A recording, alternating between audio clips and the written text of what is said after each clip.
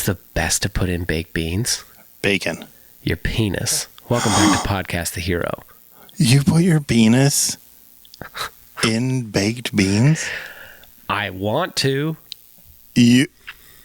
Now, look, I know that we're in the middle of this episode right now, but before we started, you said that you just always put your penis in baked beans. Here's the thing. It's called camouflage. When my penis is amidst a bunch of beans, you cannot tell the difference between my penis and the beans. It's like all I can think about right now is my penis, the Loch Ness monster, but it's just a penis and some beans. So what are we here to talk about today? Oh my God, do we have is this episode brought to you by Bush's Baked Beans? Butchie's Baked Beans. That's as good as anything. We're here to talk about Drumhead Trial. Oh. So I'll give you my first impression of Drumhead Trial. I have a thing that I wrote. Oh my! It goes a little something like this. I was once and remain a very dumb boy. That's what I like. When I first saw the title of the song, and then listened to it the first time, I thought that it was named Drumhead Trial because of all the takes that Chris Adler had to do to play it. Okay. And that it was a literal trial for the drumheads because of, you know what I mean? Like, he just was wearing them out. Yeah. That's what I thought, because I didn't know what a Drumhead Trial was. I hadn't looked at the lyrics. So instead of Googling Drumhead Trial, you made up an elaborate story in my your mind. That this must be why it's called this. Damn, Adler hits so hard, dude. Right? Yeah, but that's not it. It's named after a Star Trek episode. But it's not, though, because that's not even the name of the Star Trek episode. No. The name of the Star Trek episode is The Drumhead. Yeah. And it's not even about that Star Trek episode. No, it has nothing to do with that Star Trek episode. Which, like, why do you do this to us? I don't know. I just, you know how Taylor Swift sneaks little things in? Yeah. I sneak in Star Trek stuff. Yeah. That's my 13. Is it your favorite Star Trek episode? I don't even remember what happens in it. It's a lyrical. The song Drumhead Trial is a lyrical ode to Nora Satie, who is the rear admiral who comes onto the Enterprise, and she's doing the hard work of rooting out disloyal members of Starfleet. She's clearly the hero that the Federation needed, and with more resources could have cleaned up all of the trash in Starfleet. I don't know why she wasn't given more episodes. I think she very much like Colonel Flagg on MASH, if you've ever watched the show MASH. I haven't. I'm afraid of the Korean War. You are? Oh, yeah. Why? Why about that particularly? I'm afraid that anyone will ask me about the Korean War because I know nothing about it. It was simply a war that took place between World War II and Vietnam. Korea was involved.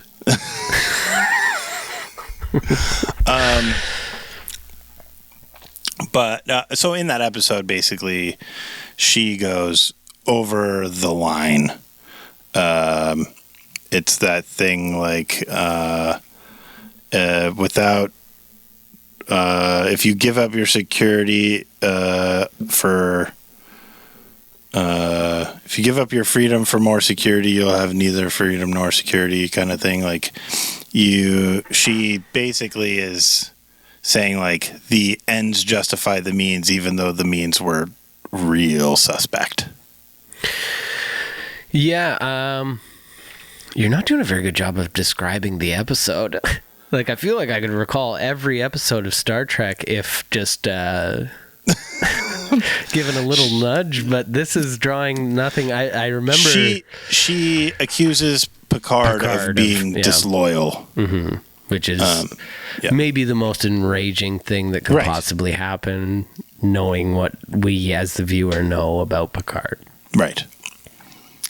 I don't necessarily care for TNG, really.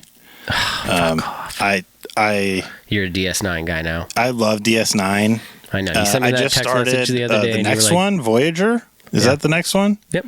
I mean, Voyager and DS9 kind of existed at the same time. Yeah, Janeway. So Janeway ones. That's pretty good too. I'm enjoying that. Yeah. Yeah. All of Star... no, not all of Star Trek is great. Looking at you, Discovery. Is it bad? The set design is amazing. Is that the one with the dude from... You're not going to say Dr. Sam Beckett, are you? Yeah. Scott Bakula? Yeah. No, that's Enterprise. Enterprise is fantastic. Oh, who's the captain of Discovery? Her name is Michael... I can't remember. Because you hate it so much? I don't hate it. It's You've watched it only one time all the way through? It suffers very much of like the new Trek kind of stuff. I visited the set. Where was it? It's in Toronto. They filmed it in Toronto? Mm-hmm. A friend of mine, his partner, worked on the show, and she was kind enough to let me and my dad come and visit the set, and it was awesome.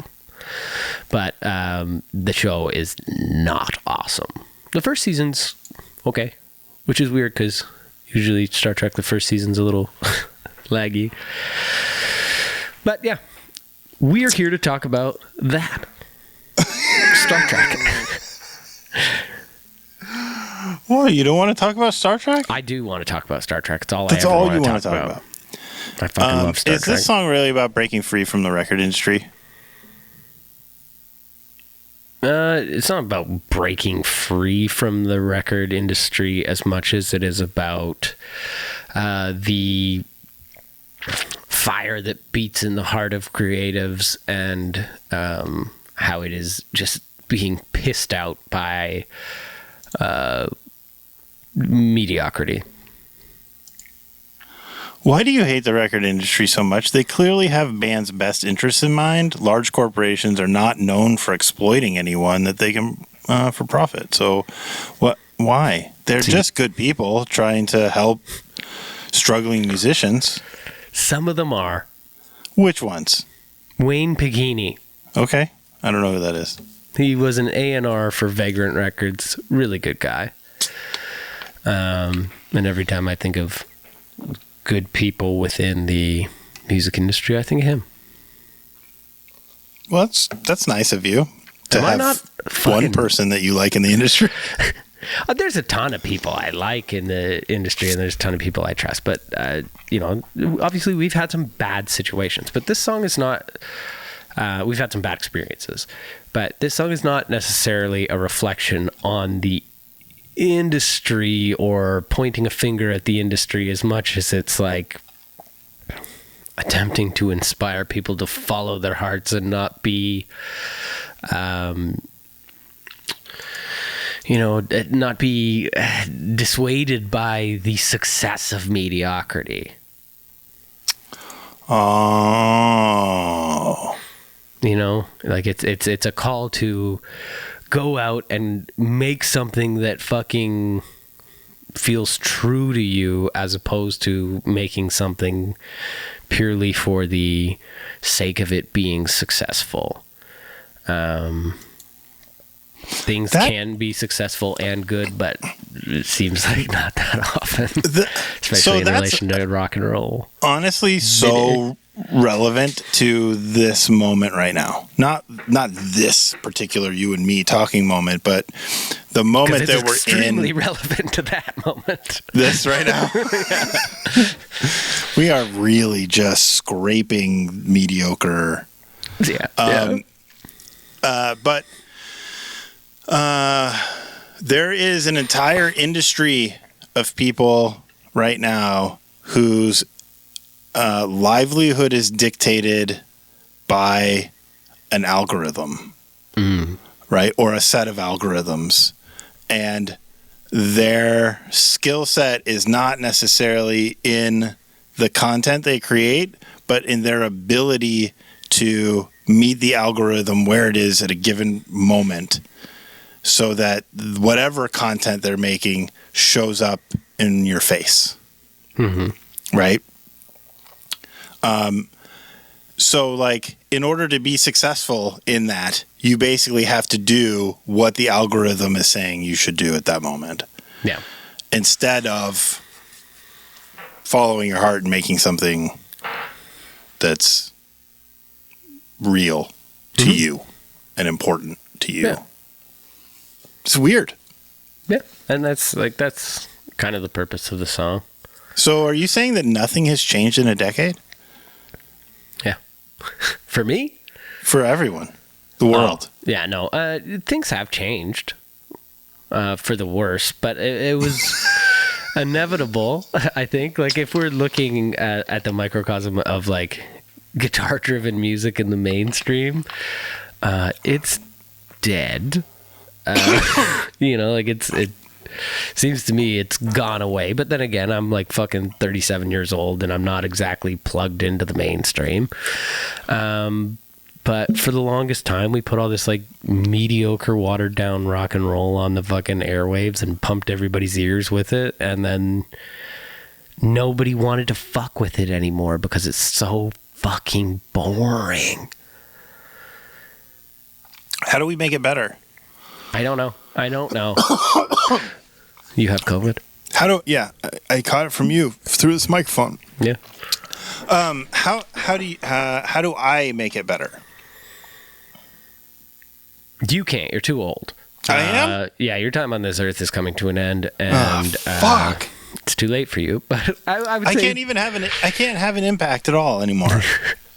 the advice of this song is how I would give advice to people regarding that, like how to make it better. And it's like, you don't have to make your fucking huge impact. Just don't be fucking what is the word that I'm looking for every time I start this same sentence?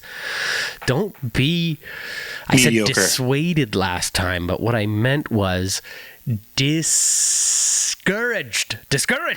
Don't be discouraged by the like lack of it, or the what representation we do have is not very good. And just make whatever the fuck you want to make. Everything works in cycles anyway. Like, at some point, some form of aggressive shit will come back in popular music, and who knows what form it'll take. So everybody just needs to go out and make what they fucking want to make. Yeah, we've had like 5 or 6 waves of emo. Yeah. It's going to come back. Yeah, maybe. Right? I mean, Greta like, Van Fleet got super popular just covering Led Zeppelin songs, I think. Yeah, covering Led Zeppelin, but originally. You know what I mean? I mean, I don't know. I've never heard a Greta Van Fleet song. It's not fucking fair. I just know they have that sort of aura. They definitely have them. a Led Zeppelin sound. But yeah, like to me, I was thinking of like the like big mainstream rock bands of the time, the Nickelbacks and the Foo Fighters. Yeah. Yeah. That's what I found personally discouraging. And that's not to say either of those bands are shit. Mind you, I don't get this. Everybody's like come around on Nickelback and being like, oh, Nickelback actually kind of fucking rule. No, they don't. Fuck off. Like, oh, you feel bad for Chad Kroeger? Right. Fuck him. And fuck you for liking him. Just kidding. That's too far. I'm just being a dick for being a dick, but I don't like Nickelback, and I don't like the Foo Fighters. Yeah, I know that's like kind of like everybody, and I used to kind of think it too. Like, thank goodness for the Foo Fighters, we still have some rock in the mainstream. It's like, oh, it's so mediocre. I'm making a lot of fucking statements here that We're 50-50 on this one because I don't like Nickelback, but I do like Foo Fighters. I think the Foo Fighters have some sick stuff. I think Dave Grohl's contribution to music in general is awesome. Yeah. Foo Fighters, You know what it is, though? To me, it's like easy listening. Yeah. It's like the Eagles. Yeah. They're pretty cool, but fuck them.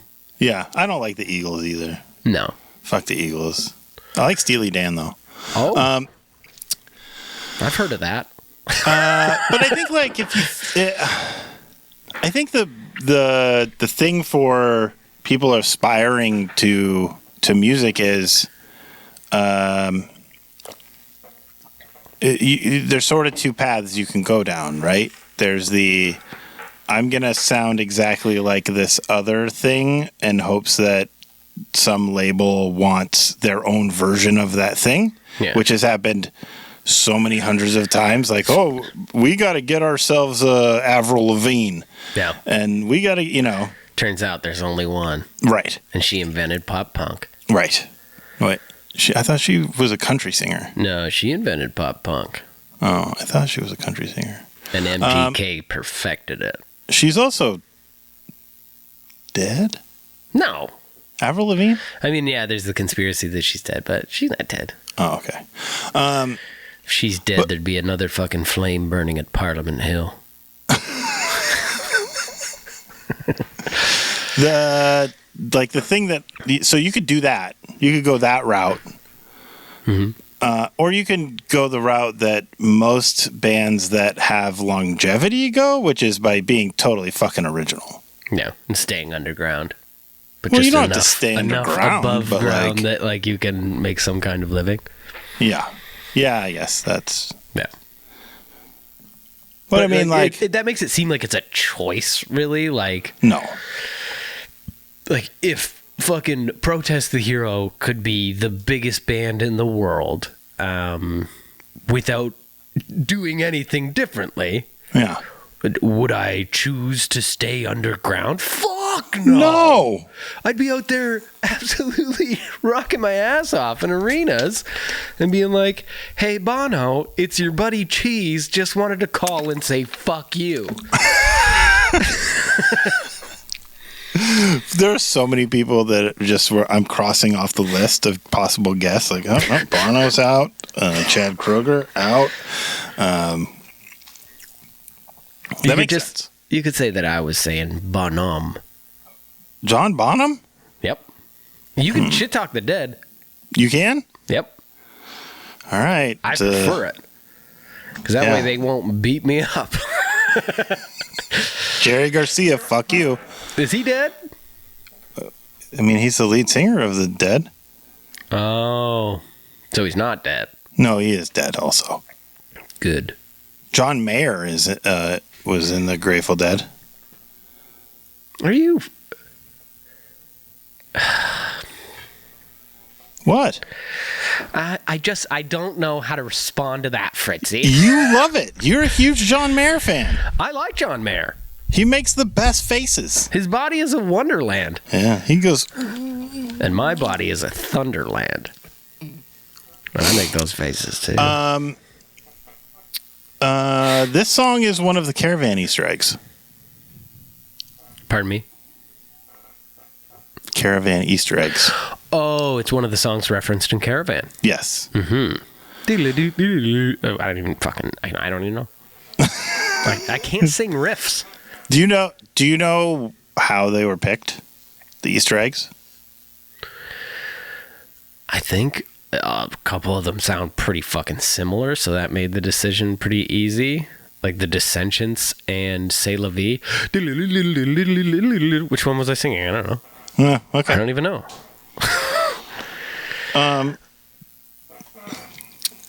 So this question, okay, so my brother, we haven't talked about this yet, but my brother is a big fan. And I really like to sort of rub it in that, like, I do this podcast and all this stuff and, like, haha, fuck you. So he started going sending on me, in this. Huh? There's a lot of fuck youing going on in this podcast. He's not a guest. He won't be a guest. Cross him off. He has now started sending me questions. that he wants me to ask because he wants you to answer them. And this question is similar to a question that I had, which is Jada gets a lot of praise for her work on PTH albums, but you guys brought in somebody else to do the vocals on this one. Yeah. Kayla Howren. Mm-hmm. Howren. Yep. Yes. What is it about country singers that you like so much? I like country music. I do. Yeah. Not really. To be honest with you, most of the modern stuff is real bad. Don't make me sit here and just be so negative. That's me doing it. I like some old country and some new country, but and I didn't mean to say that like I was from the country, but we just know, or we did at the time. We knew a lot of country singers. We kind of grew up with Jada, and then Kayla was dating Arif at the time, and Arif was playing in her band at the Cameron House where they would often play, and like I got to know Kayla very well. We'd be drinking at Riffy's and she'd be there drinking, and we'd just be laughing our asses off all the time. They'd be passing guitars around, singing songs. One time Robert Pattinson showed up, took the guitar and sang a couple songs. That's fucking 100% true. Wait. Actually, yeah. It's a different Robert Pattinson. No, it was him. It was wild. That's it was not Arf's true. birthday. It was around the time we were doing this record. We were fucking sitting around drinking and having a good time. And my buddy Michaela, she just like knows celebrities for some reason. Like she like knows, I don't fucking know, but she's like really good friends with Robert Pattinson, and he was in town like filming something. And there was a knock on the door, and I was like, "Hey, Michaela!" Like I answered the door. I was like, "Hey, Michaela, how you doing?" And then I looked up and was like, "What?" Hey, and he was like, "Hi, I'm Rob," and I was like, "Yeah, you are." And I had just finished reading all the Twilight books too. Yeah, like I actually did. So I was horny as hell for him, right? As you imagine, of course. Then later on in the night, I asked Michaela quite quietly, I was like, "Do you think that Mr. Pattinson would mind if I took a picture with him?" And she was like, "Don't fucking do that." I'm like, fair enough. But he was cool as hell. He just sat around smoking cigarettes, drinking, playing songs, singing them, just like with the rest of us. It was fun. But back to Kayla. Sorry. Yeah. Yeah, so we would sit around at Riffy's drinking, and they would play songs, she would sing, and she's unreal. Yeah. She's unreal. Really, really and good. I saw them a bunch of times at the Cameron House, and she's so good. I just knew, like, hearing the way she fucking belts it out, you know, and like, I don't know, there's something like old country about her voice. I don't know how to really describe it, but maybe it's just because she wrote in that style, but I thought it'd be really cool to hear it on our music, and it turned out fucking awesome. Yeah, didn't it? I really love it. There's I'm writing the Volition book right now, and it's in there, but I'll say it. She did a take, and like it was fucking unreal, dude. Like I was just like, oh yes. But then my part comes in where it's like, we come on now, or what? No, that's her part. But I come in after her, and she was like, holy fuck, like you got so much like growl, and it's powerful and stuff. And she was like, I want to fucking do that. I'm like, yo, your take was amazing, but if you want to have another fucking go and try and give it some growl, go nuts. And she did another take trying to like emulate what I was doing just a little bit, like add in a little more power, a little more growl. Yeah. And it was like, holy fuck. And that's the take we ended up using. It was just like, Cam and I were just like high-fiving and fucking laughing and cheers and beers, being like, this is fucking sick. Did you write the melody parts and harmonies? Yeah. I mean, maybe not the harmonies. You mean like the back and forth vocal? Yeah, like did you did she come in knowing like, okay, here's the part that Rody wrote. I'm going to sing this part this way, or did you just say like, here's what I'm doing, here's the lyrics, do what you want to do? So yeah, no, before we go into the studio, everything is fucking written. Yeah. With the exception of harmonies. I write some, not a whole lot. I'm not that amazing at harmonies. So usually when the whole fucking thing is done, Cam just goes, sing this. And I go, He goes, that's a harmony. And I go, okay. But everything is like cemented before we do it. And for a long time, it's been exclusively me since it's kind of weird, but No Stars Over Bethlehem was the first song I wrote completely on my own, vocally. Yeah. No, I wrote the guitars as well. But for some, like, we sat in a circle to write Keziah in my parents' fucking basement, and we did every part by part. And then they had one song that they did instrumentally, and that was No Stars Over Bethlehem. And I had this little fucking like tape recorder thing, and I wrote all the vocals on that. And then nobody else ever helped me again. No help. Which, I mean, I'm not trying to like brag about that, because it's not really a braggy thing. I just mean like it just changed. Everything changed. They were like, oh, you can do that? Fuck, fine. Which I think the music genuinely suffers for, if I can be honest. Because like going back to those Keziah days, Luke, as far as melody goes, has such a good fucking ear. Like, I think I'm pretty confident. It's a long fucking time ago. Though, with my faith in ruins, my duty still be strong. I'm a parrot in a cage. He fucking came up with that. He was like, oh, sing it like this. And like, he would like do things. And I'm just like sitting there being like, holy fuck, that's like a cool ass melody. How did you just like do that? And he would think of things that I would never think of. And I think it added more flavor to the music. And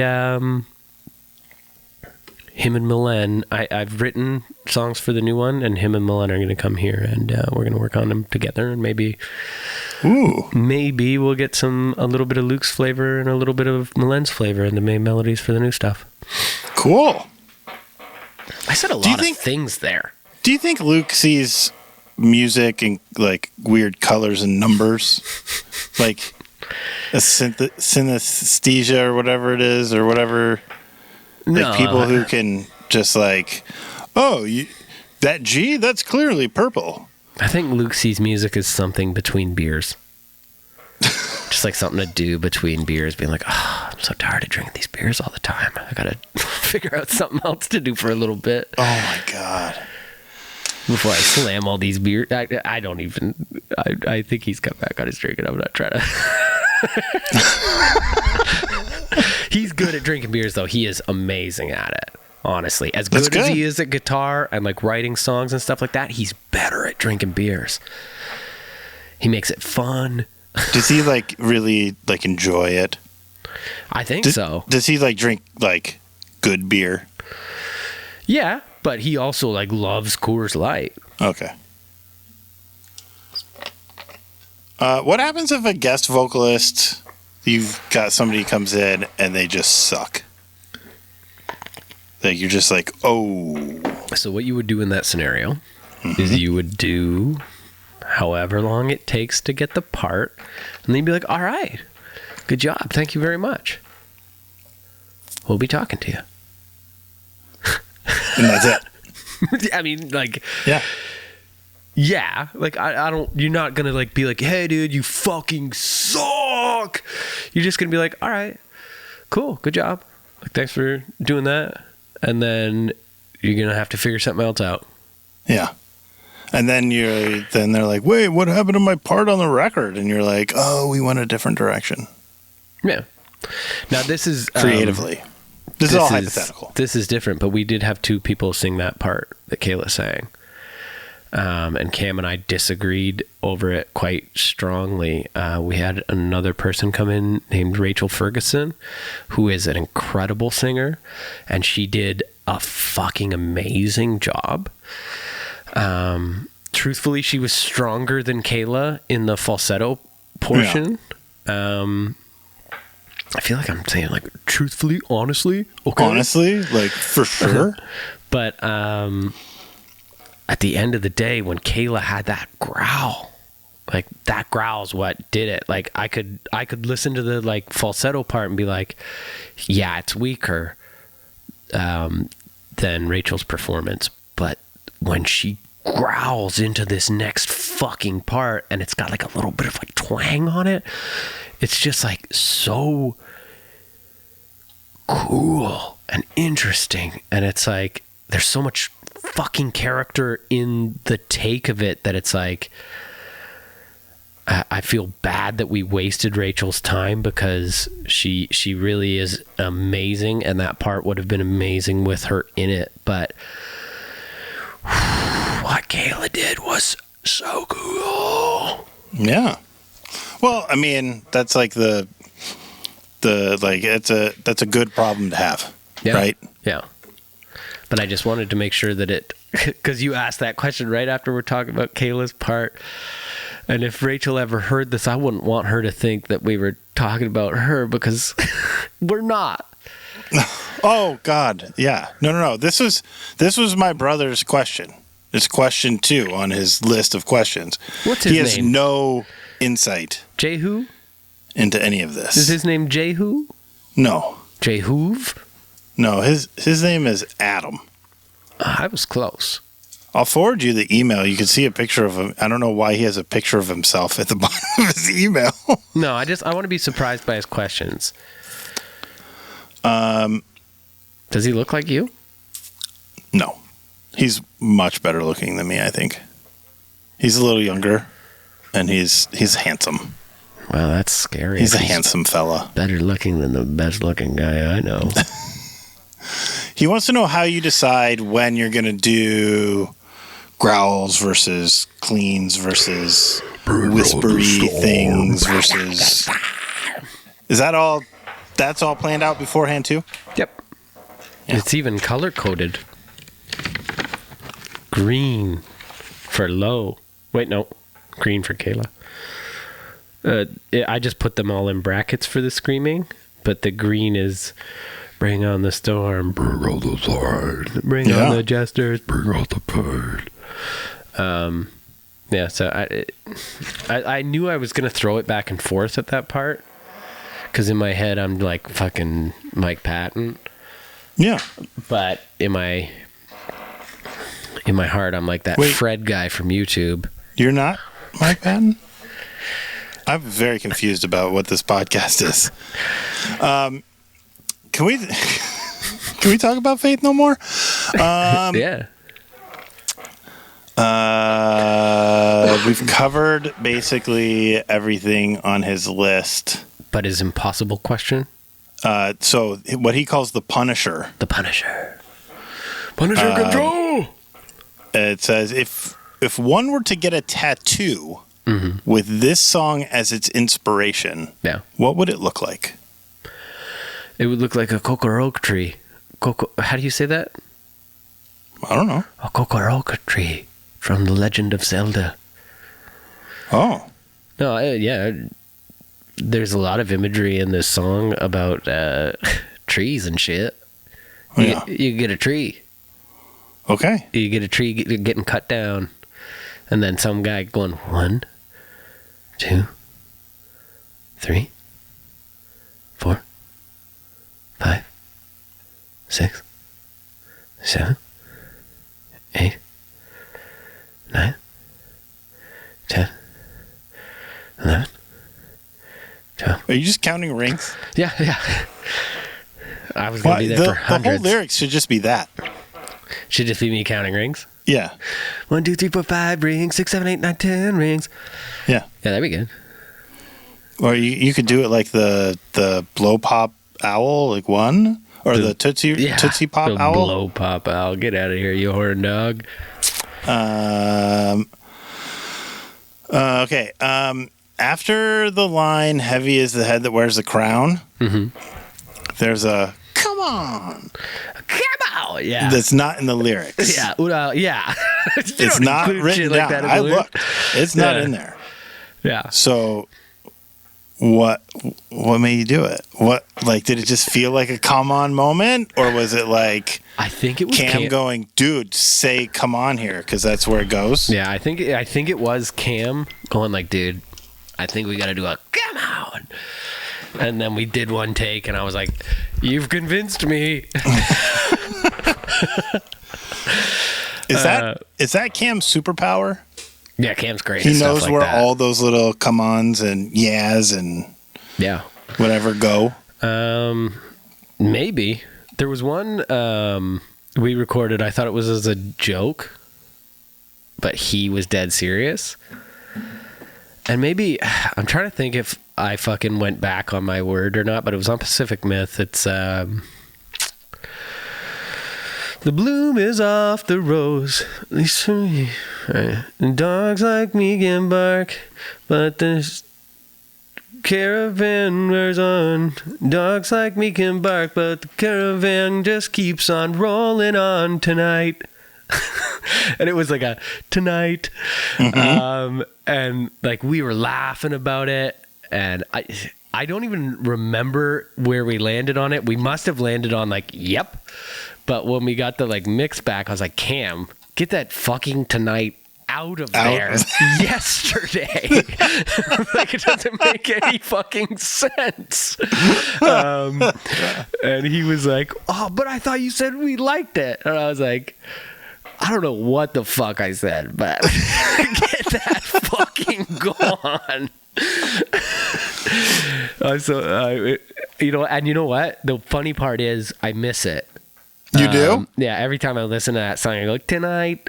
I'm just going, it should be there. Doesn't matter if it doesn't make sense. It was cool. Somebody on Reddit, you guys did an AMA. Yeah. I think it was you and Mike. Yeah, I've done a couple of them over the years. And somebody named Krieger. Beautiful name. Germanic in origins, I believe. Asked, hey, Mike, I always wondered something. How do you guys count the beginning of this song? Right? Because it's like the time. Yeah. There's really quick time changes at the beginning, and it's like, how do you count it? And his response was very, very carefully, which I felt like was such a Mike answer. Yeah. Perfect. I hope you're not looking for an answer out of me on that. No. I just thought it was very funny. All I know is that it goes, Drumhead Trial. 1, 2, 1, 2, ready, go. And I go, whose voice is it? Tim's. Timmy's? No. Does he whisper it? It's like a fucking robot. Tim does one of them that we didn't have a fucking marker for, and he lowered it. I forget what one it is. I think it's C'est la vie. It's just him going, C'est la vie. Like every time you listen in your ears, just going like, what the fuck are you doing to me? All right, I have some trivia. Oh, yeah. So, the whole Sink Deep Stone backing vocal on that song. What are you doing? You're getting your... Can you see that canker sore? Not canker sore. You should just get it tattooed. Oh, man, look at that. Don't lick it. What is that called? Not canker sore. Canker sore is herpes, and they're on the outside of your lips. Cold sore is herpes. That is a canker sore. Oh, canker sore, yeah. It's an ulcer. So, Sink Deep Stone. Sink Deep Stone. I don't know what it means. It's a little weird. Do you want me to tell you? Yeah. It's David and Goliath. Yeah. And he's hoping, it's obviously my extrapolation of it, but it's hoping that the stone sinks into the brain of the beast and kills it. Oh. See, I was thinking of a rock in water. And I like that. but I put it up there as one of my favorite sort of backing vocal parts. Oh yeah. Of a song, right next to Cobra from Wilhelm has a song that's about Cobra, and I don't know why, it's just the word Cobra, and they stretch it out really long. It's great. Fun as hell, yeah. So I decided to do some Stones trivia. Like Rolling Stones? You don't know. They're in there. It could be anything. The first documented record of somebody skipping Stones comes from what year? It's going to be fucking ancient, dude. 1583, 12, 1892, or 28 BCE. Before the Common Era. Is it possible to skip Stones before the Common Era? 1583, 12, 1892, or 28 BCE. I like 12. I would have liked it more if you put like 1998 in there. It was me. It was you. You were the first person to mention skipping Stones. I think I'm bleeding. Are you bleeding? My skin's being really weird underneath my beard. I think it's from laying in bed for 4 days. Yeah. 12. Final answer. It's 1583. Fuck! There are 3 types of rocks. Deciduous? Only 3. There are only 3. Carnivorous. Which type of these is not one of them? Okay. Igneous, That is one. metamorphic, That's not one. multiphase, That's not or one. and sedimentary. That is one. So there's 2. I'm going to say that it's C. Final answer. You are correct. Multiphase is not a type of rock. That's good. That's good trickery, but I knew 2 rocks. The largest rock in the world is located where? Remote Australia, Antarctica, the Atacama Desert, or the each time we Northwest take Territories? Northwest Territories. Final answer. Incorrect. It's remote Australia. Yeah, I'd never heard of it. The oldest rocks found on Earth's surface are found where? Alberta. Remote. Final answer. What? Alberta. No. Africa. No. Crimea. The remote Australia, Antarctica, the Atacama Desert, or the Northwest Territories? Oh, he's giving me the same ones. Remote Australia.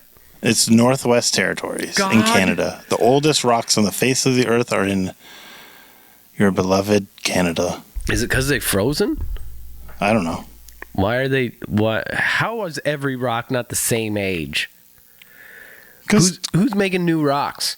The earth all the time. It makes new rocks? All the time. Where did rocks even come from? Volcanoes? Are you for real? Yeah. That's where all the rocks come from? The rocks in my backyard That's came where from the a volcano? igneous rocks come from. Sedimentary rocks come from layers of stuff just piling up on top of each other until they coalesce into a thing. But isn't that kind of like always existing? In both of those scenarios, just kind of like sand turns into rocks. Yeah, but it existed before, right? Schmutz. Sand is just little rocks. Even the softest sand is just little rocks. What's the most common type of rock in the oceanic crust? Is it granite? Is it pumice? Is it basalt? Ooh. Or geodes? I like geodes. Because you said it last. It's not. It's basalt. Ah, that's the one I liked the most, too. Basalt? Basalt. It's like salt. It's basalt. Yeah, it sounds like somebody being like, hey, could you pass the basalt? Right. And you're like, sorry, what did you just say, Derek? You're that fucking dumb guy that everybody knows? Final question. Ian Stewart was kicked out of the Rolling Stones early on because of why? One, he kept missing rehearsals to skip rocks. Clever. He wasn't handsome enough. Oh, okay. He wasn't keeping up with the rest of the band as they got better as musicians, or he didn't like cocaine. Can I submit one? Yeah. I'd like to say that he was kicked out of the band for dating appropriately aged women. Oh, yeah. That could be. Is that maybe an answer? No. I'm going to say that he wasn't handsome enough. That is correct. Yeah. Not handsome enough. Which is fucked up when you think about those nasty old fucks. Right? Grizzly old bastards. Well, but this was like when they were kids. You know what? I've seen pictures of them when they were kids. Yeah. And who am I to talk? I'm literally bleeding from the face. Fuck. I don't think I know handsome guys, and those aren't. They have to be. They're the Rolling Stones, and they're only famous because they're good looking. Because the music fucking licks my butthole. It does? Yeah, and that's a good thing. You don't like the song Paint It Black? I really like it. That's what I'm saying. It licks my butthole. Oh. I see a red door and it's licking up my crack. Yeah, I don't care about the Rolling Stones at all. I keep getting advertised their new song on TikTok. I'm like, go the fuck away. They have a new song? Yeah. They got a brand new song. I can't believe that they are still writing music. They didn't write it. Oh. Like, there's no way they wrote it. They're just like living on a toilet at this point. When you get to that age, you live on a toilet because your fucking life force is just falling out of your bum all the time. You know what's weird? Yeah. I think like... Yeah, I do. You do know? Oh, I know okay. weird, Then yeah. I won't ask. These guys got it backwards, right? They did a whole lot of drugs when they were young. Yeah. And now they can't really remember a lot of the best times of their lives. And now when they're old and feeble and in pain all the time, and like, now's the time to fucking do heroin. That's probably true. You know, like, I don't know. I was going to say all they have as far as memories go are probably the fucking agony of being a old ass fuck. Yeah. But I don't know. They probably don't remember a whole lot because they're old. They probably don't remember anything. And who's to say?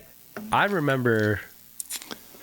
You guys remember, honestly, so much more than I could possibly, like, imagine. You guys remember about specific shows and I don't. specific days in the recording studio and like. Well, that's true, but it's our life.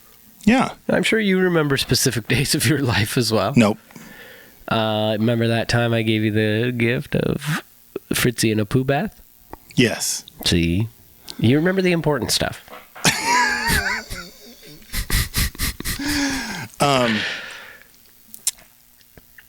My brother finishes his email with, it just says, I don't know, and then a poo emoji. And then it says, can't wait to hear this episode anyway. This song absolutely rips. So does the album. That's very nice of him. Thank you very much. Yeah, what did you say, he's a big fan. Did you say it was Jahoov? Jahoov. Jahoovs. Thank you very much, Jahoovs. Shoot, I lost my train of thought. Trying to say Jahooves a bunch. I thought it would be really funny if he was like, this album absolutely sucks. That's what Do you have anything else that you want to talk about this song? What song is this? It's the second song on Volition. Is there anything cool about it? I don't know. I've never heard it.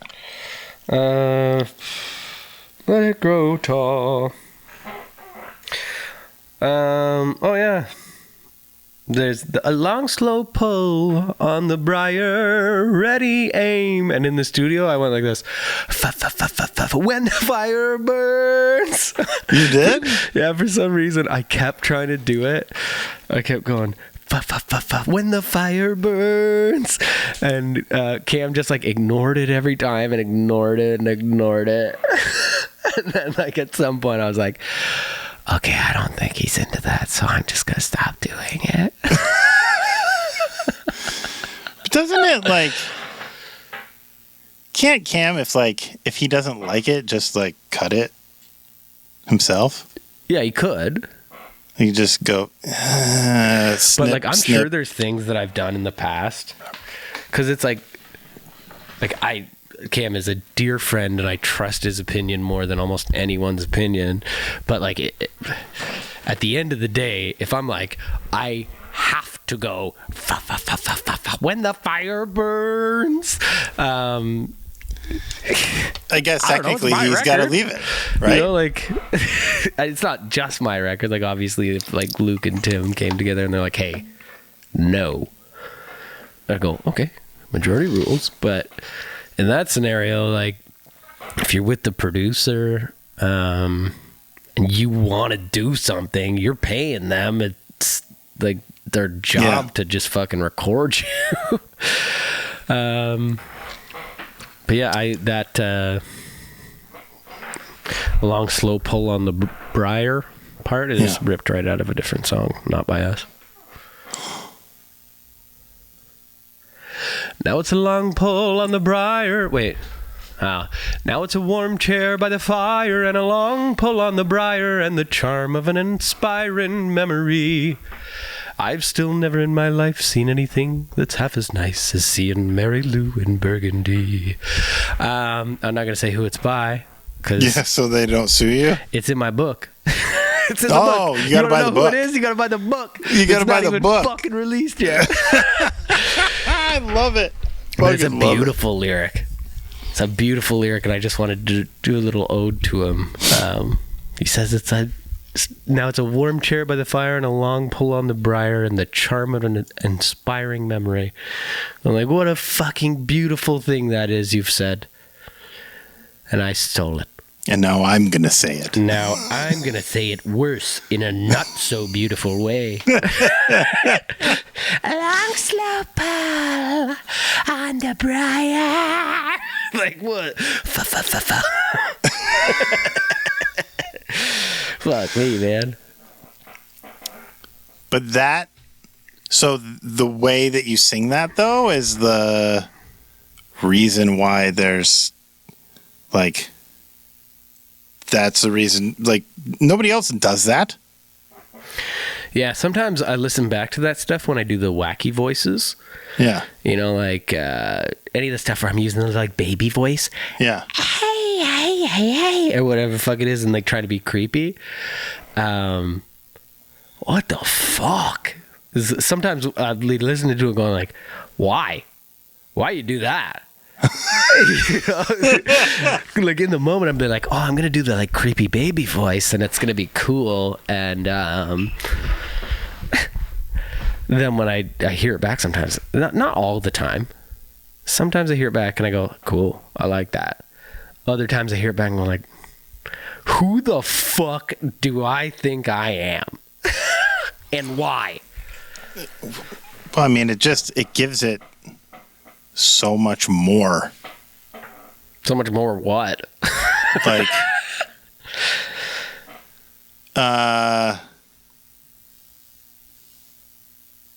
Oh, yeah. For those Do of you you know who are what I'm just saying? listening, he's gesturing wildly with his hands. Yes. Upward. but do you know what I'm saying? Like, so a lot of music you listen to, and these would be very true of bands that we've talked about before, right? Vocally, lyrically, creatively, they are, Yeah. right? It's a small box. The range of stuff is confined to a very small box. Yeah. And the range of stuff, in protest is a huge fucking box. It's gigantic. The lid's off. And so it makes it so much more interesting to listen to. Well, I really appreciate that, because sometimes to me, I think, what the fuck? Wow. So, no, I genuinely appreciate that, because I've been doing it for so long, I kind of forgot why. You know what I mean? Yeah. Adding strange voices Like the Darmok and Jalad thing. Yeah. When I'm just kind of doing that. I don't know why I do that stuff. But I can't help but not. But it is good, though. That's a matter of opinion. I don't know. Anyway. Can you do me a favor? Yeah.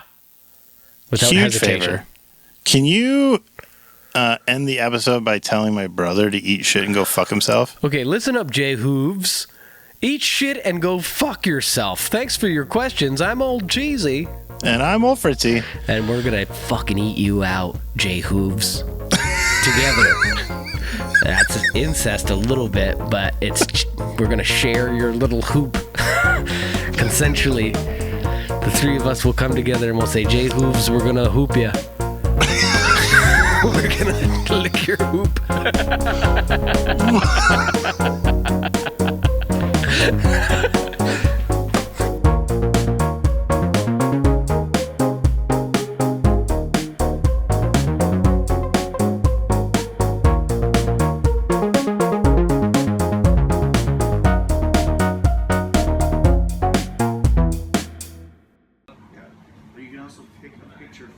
Is he she?